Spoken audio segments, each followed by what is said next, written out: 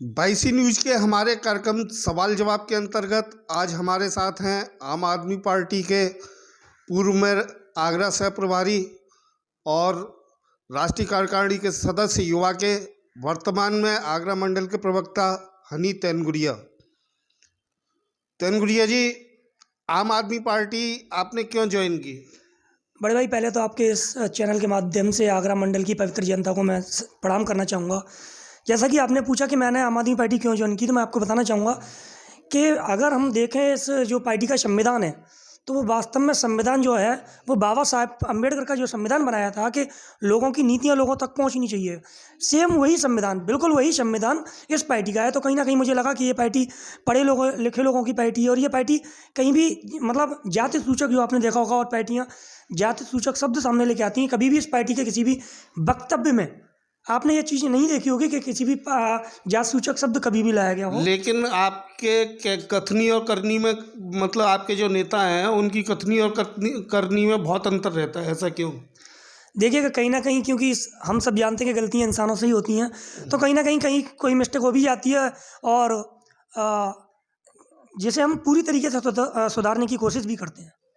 चुनाव से पहले जिन वादों को जनता के सामने रखा गया था कि हम बंगला नहीं लेंगे, गाड़ी नहीं लेंगे और भी कोई सुविधाएं नहीं लेंगे, हम आम आदमी की तरह से रहेंगे, लेकिन उसके बावजूद भी आपके सारे नेताओं ने सारी सुविधाएं ली। कथनी और करनी में अंतर है कि नहीं? देखिएगा, जो मैं आप कह रहे हैं, मैं कहीं ना कहीं इस चीज़ को मानता हूँ, लेकिन बड़े भाई, आपने उत्तर प्रदेश, जहाँ हम बैठे हुए हैं, उत्तर प्रदेश में आपने देखे होंगे कि यहाँ के नेतागण सफ़ेद कुर्ता और पाजामे में घूमते हैं। लेकिन इसी के विपरीत अगर आप देखेंगे दिल्ली में जाके, तो कोई भी नेता आपको सफ़ेद पाजामे और कुर्ते में नहीं मिलेगा। वो जैसे एक आम इंसान पैंट और शर्ट में रहते हैं, तो कहीं ना कहीं वो लोग भी वैसे ही।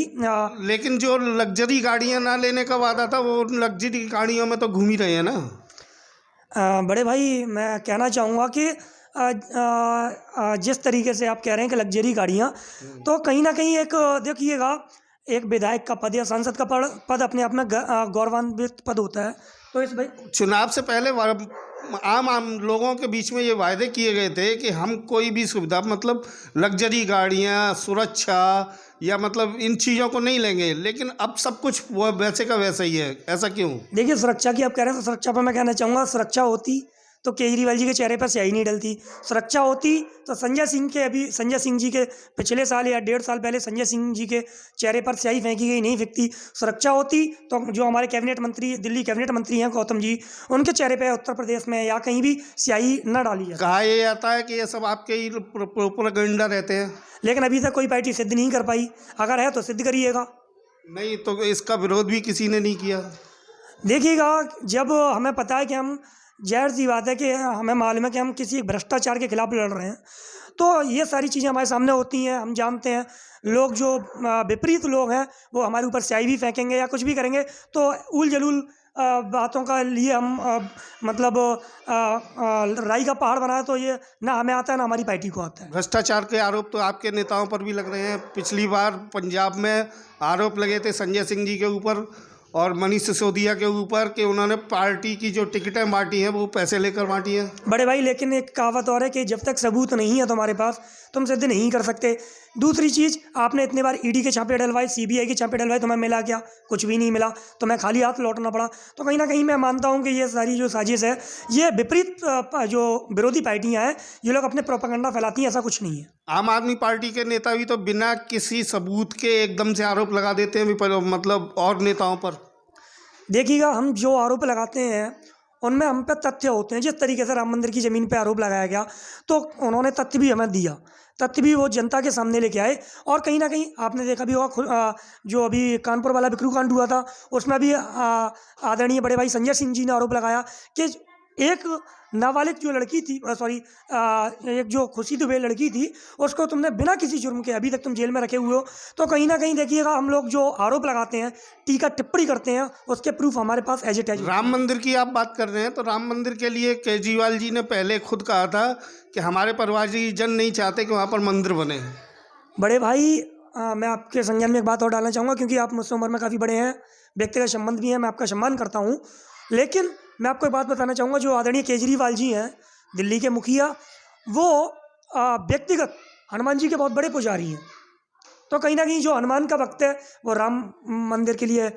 मैं नहीं मानता कि हो सकता है कि किसी भी अपने एक आध भाषण में कह दिया हो, लेकिन ऐसा नहीं है। क्योंकि सबसे पहले तुमने देखा भी होगा कि दिल्ली की जनता को जो फ्री में रामलला के दर्शन कराने का कार्य किया वो आदरणीय केजरीवाल सरकार ने किया। भाषणबाजी में तो आपके नेता मतलब अपनी जुबान से पलटते रहते हैं। आपके नेता केजरीवाल जी ने कहा था जब प्रधानमंत्री के खिलाफ चुनाव लड़ा था बनारस से, मैं हारूं या जीतूं बनारस आता जाता रहूँगा। लेकिन चुनाव हारने के बाद कितनी बार सार्वजनिक रूप से बनारस गए? देखिएगा, इसके ही विपरीत मैं आपको फिरोजाबाद में ले जाना चाहूँगा। फिरोजाबाद एक ज़िला है, आपको पता, हम सभी लोग जानते हैं, जनपद है। फिरोजाबाद के सांसद चुनाव से पहले काफ़ी उन्होंने वादे किए, लेकिन आप फिरोजाबाद की जनता से जाके सवाल करिएगा, बड़े भाई, आधे से ज़्यादा 75% लोग ये कहेंगे कि हमने चुनाव के बाद चुनाव के बाद हमने चंद्रसेन यादव जी का चेहरा नहीं देखा। लेकिन वो तो एक बहुत बड़े सूबे के एक मुखिया हैं, मुख्यमंत्री हैं। तो कहीं ना कहीं 1000 काम इन लोगों पे लगे रहते हैं, और यही लोग जिस कारणवश ये हो सकता है कि ना आ पाए हों। नहीं, उन्होंने एक वादा किया था कि मैं आता और जाता रहूँगा, लेकिन ऐसा अभी तक नहीं हुआ। कितनी बार सार्वजनिक तौर पर वो बनारस गए चुनाव हारने के बाद? जाहिर सी बात है, हम सभी लोग जानते हैं कि यदि कोई व्यक्ति, एक विधायक छोटा सा बन जाए, तो उस पर काफ़ी सारे काम आ जाते हैं, जिस वजह से वो अपने घर पे भी समय नहीं दे पाता। वो इंसान बड़े भाई दिल्ली के मुख्यमंत्री हैं। मैंने जितना उनके बारे में स्टडी किया है, तो मुझे उनकी स्टडी से पता चला है कि अपने घर पे भी वो समय व्यतीत नहीं कर पाते। तो इन उलझनों के कारण हो सकता है ना आ पाए हों। उत्तर प्रदेश में आपकी पार्टी का वजूद क्या है? देखिएगा, जाहिर सी बात है कि जब एक कहावत है कि शुरुआत हमें शून्य से करनी पड़ती है, तो इस बार हमने शुरुआत की है। लहर लग रही है आम आदमी पार्टी, क्योंकि लोग समझ चुके हैं कि मंडल और कमंडल की सरकार चल रही है। लोग समझ चुके हैं कि साइकिल की सरकार जो रही उसने विकास नहीं किया। लोग समझ चुके, हाथी की जो सरकार रही इसने विकास नहीं किया, पत्थरों की सरकार थी। लेकिन जिस तरीके से दिल्ली में विकास हो रहा है, तो कहीं ना कहीं उत्तर प्रदेश में भी लोगों को उनका हक मिलना चाहिए, और इसके लिए हम पुरजोर तरीके से मेहनत करें। भाजपा कहती है दिल्ली में विकास केंद्रीय सरकार कर रही है। मैं इस बात का इस तथ्य को बिल्कुल इस तथ्य को नहीं मानता, क्योंकि अगर सरकार केंद्र की कर रही होती, तो जो अभी चुनाव हुआ था उसमें तुमने देखा बड़े भाई कि केंद्र के सारे बड़े बड़े मंत्री दिल्ली में अकेले केजरीवाल सरकार को हराने के लिए वहाँ हफ्ते हफ्ते भर टिके, फिर भी उनका झंडा नहीं उखाड़ पाए। क्योंकि जाहिर सी बात है, लोग समझ रहे हैं, ये लोग कुछ भी कहें, इन्होंने वहाँ भी पश्चिम बंगाल में भी कहा कि खेला होगा खेला, लेकिन इनके साथ क्या हुआ ये हम लोग आराम से जानते हैं, अच्छी तरीके से सभी लोग जानते हैं। दिल्ली में आपके फ्री के वादे जो आपने लॉलीपॉप दी थी पब्लिक को, वो काम कर गए? बड़े भाई, लॉलीपॉप की बात तो ऐसा कुछ नहीं है, क्योंकि कहते हैं कि काट की हाड़ी बार बार नहीं चढ़ती। अगर एक बार वो लॉलीपॉप उन्होंने दी होती तो दोबारा नहीं आते, दोबारा दी होती तीसरी बार नहीं आते। लोग समझ रहे हैं, क्योंकि इनकी जो आप जिस सरकार के बारे में बात कर रहे हैं, मंडल और कमंडल की सरकार, मैं तो कहना चाहूँगा उसे भ्रष्ट जनता पार्टी की सरकार कहना चाहूँगा, क्योंकि इनके पास कोई मुद्दे नहीं है। बड़े भाई, इन्हीं के सरकार के जो हाई कमान के लोग थे, इन्होंने 5 बार CBI की जांच करवाई आदरणीय केजरीवाल जी के कार्यालय पर, उनके निवास स्थान पर 3 बार ED की जांच हुई। इन्हें खाली हाथ लौटना पड़ा, जिसकी वजह से ये लोग शर्मिंदा रहे और उल जलूल हरकतें करके इन्होंने आरोप लगाना शुरू कर दिए। केजरीवाल जिनके कंधे पर हाथ रखकर आगे बढ़े, उनके राजनीतिक गुरु मानते हैं, उनके पास आज तक कभी हालचाल उन्होंने लिया? मैं समझ रहा हूँ आप अन्ना हजारे जी की बात कर रहे हैं। देखिएगा, हमारी जो पार्टी है वो आंदोलनकारी पार्टी है। हम आंदोलन से उठे, और जाहिर से ये तो आदमी कहता है बड़े भाई, ना आपने देखने गए, ना मैंने देखने गया, ना कोई देखने गया। जिस तथ्य को आप कह रहे हैं कि हाल चाल की बात मैं बता रहा हूँ, महीने में 2-3 बार आदरणीय केजरीवाल जी अन्ना हजारे जी से व्यक्तिगत मिलते भी हैं और बात भी करते हैं। व्यक्तिगत मिलते हैं? अन्ना हजारे जी कहते हैं कि मुझसे कभी कोई मुलाकात नहीं हुई, ना कोई बात हुई। मैं इस तथ्य को नहीं समझ सकता, क्योंकि मैंने जो स्टडी की उनके बारे में बड़े भाई, मैंने पता किया, क्योंकि हमारी जो पार्टी उठी वो अन्ना हजारे जी, कहीं ना कहीं अन्ना हजारे जी का पूरा सहयोग रहा। क्योंकि जब अन्ना हजारे जी ने जो आंदोलन छेड़ा था, उसमें मुख्य जो वजूद भी रहा वो अन्ना हजारे जी के साथ साथ आदरणीय केजरीवाल जी का भी रहा। तो कहीं ना कहीं लोग आपस में जुड़े हुए हैं, और लोग तुड़वाने के लिए तो काफ़ी साजिशें और साजिशें रचते हैं, तो कहीं ना मतलब इसका मतलब अन्ना हजारे झूठ बोल रहे हैं। नहीं, मैं ये नहीं कहना चाहूँगा। वो बड़े बुजुर्ग नेता हैं और उन्हीं की वजह से आम आदमी पार्टी जो बढ़ रही है, वो कहीं ना कहीं उन्हीं का आशीर्वाद है। चलिए, आज काफ़ी मुद्दों पर बात हुई आपसे।